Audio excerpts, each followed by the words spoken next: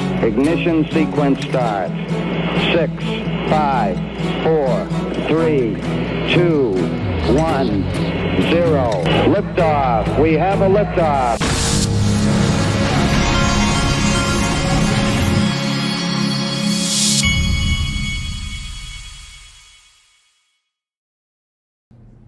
Hey everybody, this is the Digital Asset Investor.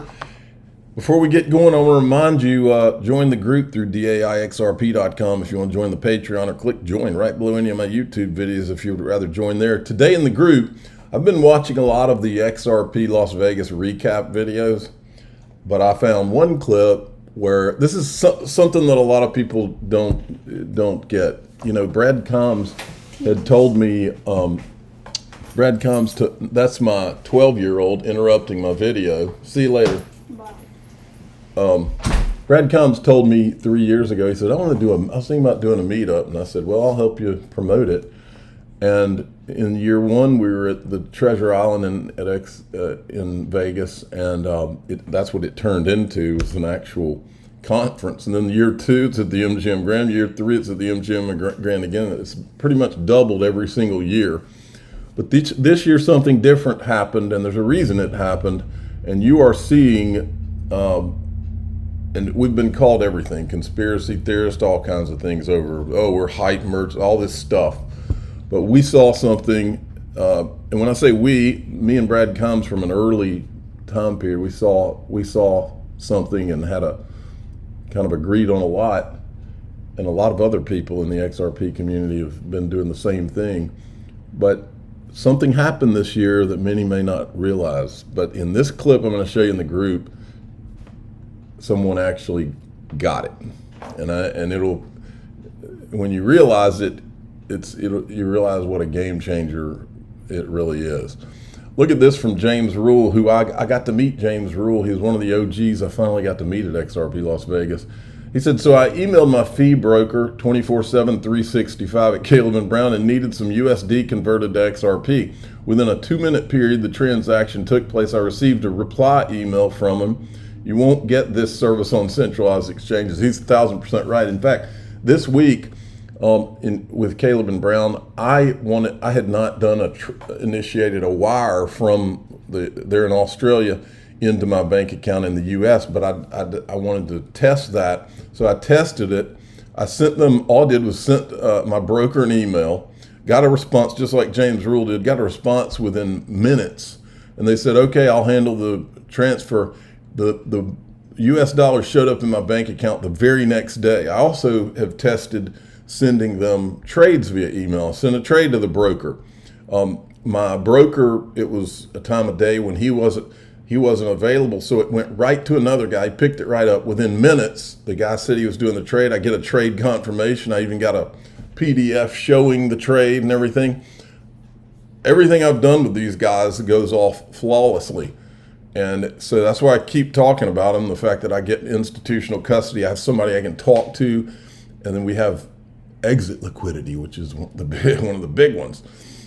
So if you haven't opened an account or you're thinking about it, you can check it out, xrpwealth589.com. It'll take you, that'll send you right to my link on Caleb & Brown's site, and you can click the sign up today button. They are my affiliate partner. XRP's been moving a little bit this morning, 24 hours up 3.27%, recovering from the pullback. This is me yesterday, sitting on the beach, and I outed myself. I was backstage at XRP Las Vegas, and they had XRP Las Vegas 2025 speaker cups. I stole 2 of them right under Brad Combs' nose. He didn't even see it coming. So don't tell him. And then it looks like Subjective Views, who I did meet, by the way. A lot of these guys stay anonymous, and that's fine. But I did get to meet him. I think I met him and his daughter there at XRP Las Vegas. A lot of these, that's one of the more interesting things. You cover people's tweets and stuff on here, making videos and all the time. And then every once in a while, when you're at XRP Las Vegas, they'll come up to you and they'll say, "Oh yeah, I'm Subjective Views," and those are some of the most interesting people to meet, because I'm like, golly, man, you guys are so important to this space. and nobody even sees you. And I understand why. But Subjective Youth stole a Ripple cup at XRP Las Vegas. Don't tell Dan Fisher from Ripple. I wish I had one of those. Now, the guys over at Uphold tomorrow are going to be doing an XRP Vegas recap. I'll tell you something funny.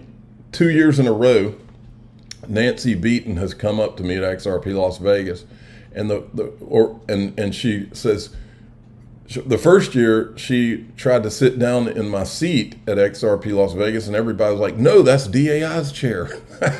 And she came up to me laughing about it. I said, "Yeah, that's my people." And then this year she came up to me at the after party, and the same thing happened.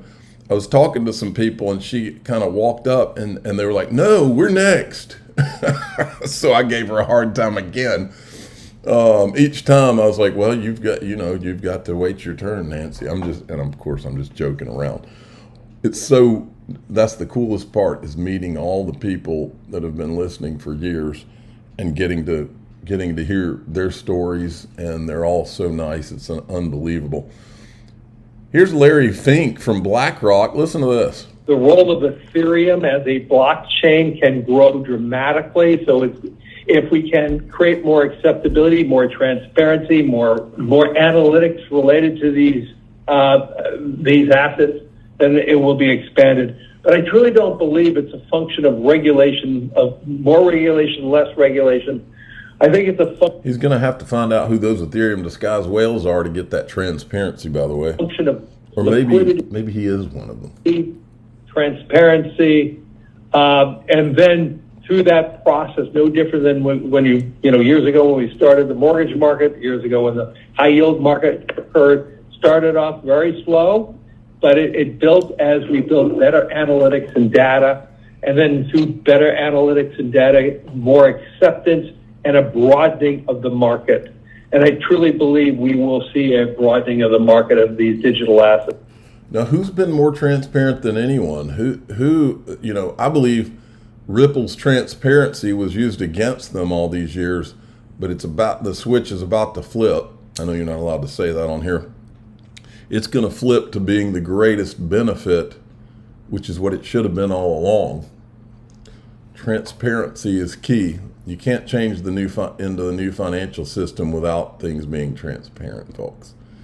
That's why we've always been following the adults in the room, Ripple. Look at this. This explains a lot.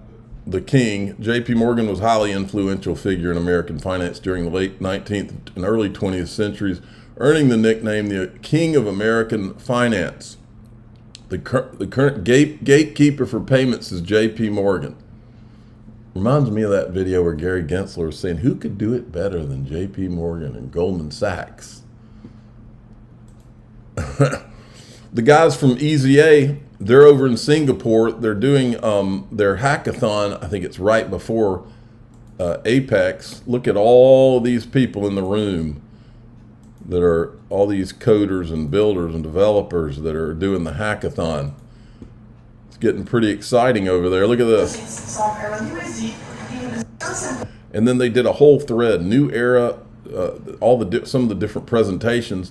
Lets you deposit RLUSD, earning yield. XRP Asset Manager makes it easy for large asset managers to tokenize assets on the XRP ledger.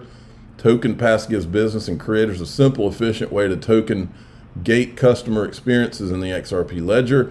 WaveTip ensures online creators and Twitch streamers get more of their earnings thanks to XRP Ledger's low fees.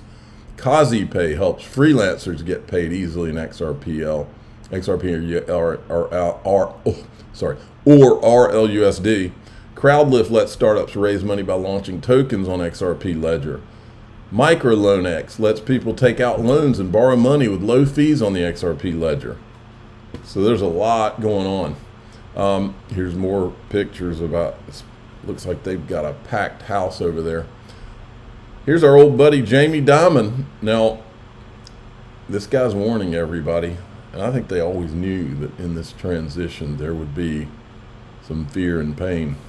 You know, these are very large numbers.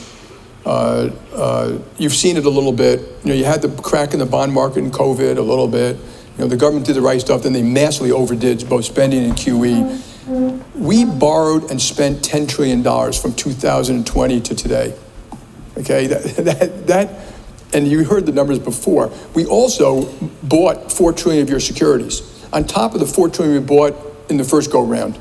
Those numbers are true globally, not quite as big as ours, but the QE of us was $8 trillion, the QE of the rest of the world was another $8 trillion or something like that. You're talking about huge sums of money. We don't really know the full effect of that.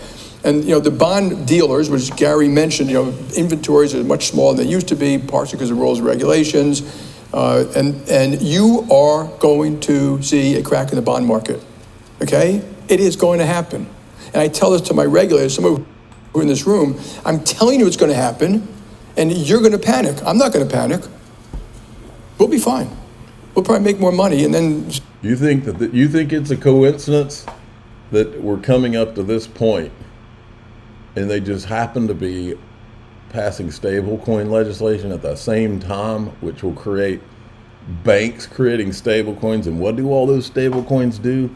They buy U.S. treasuries. They buy bonds.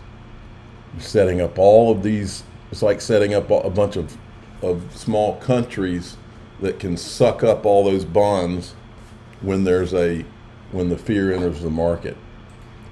Not a coincidence. Okay, I'll show you some of this. I've been talking about this in the group. This Dr. Tatsuaki Akamoto, he's the guy that was referenced in the How to Make a Mint paper from, I think it was 1996 or so.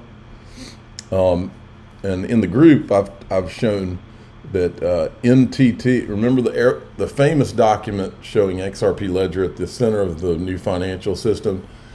Everest was a subsidiary of NTT. NTT works for defense companies. This guy right here, the other day, and I told the group this, the other day I played a video where Mark Yusko let it slip. This same guy who works for NTT, this same guy, Mark Yusko, brought up the fact that he was with NTT. Just so happens that the Everest document Everest is a subsidiary, I think, of NTT, who thinks XRP Ledger is at the center of it all. And this guy was referenced in the How to Make a Mint. All coincidences. I've got more on this and more on the Japanese links to all this in the group. And I'm also going to show you what really happened at XRP Las Vegas and why it's a game changer for that conference, for the XRP community, and what's really going on. Join the group at daixrp.com. That's the Patreon, or you can click the join button below any of my YouTube videos if you'd rather join through there. I'm the digital asset investor. I'm not an investment advisor. This is for entertainment purposes only. Please subscribe, hit the like button, and tell your friends and family. Away we go.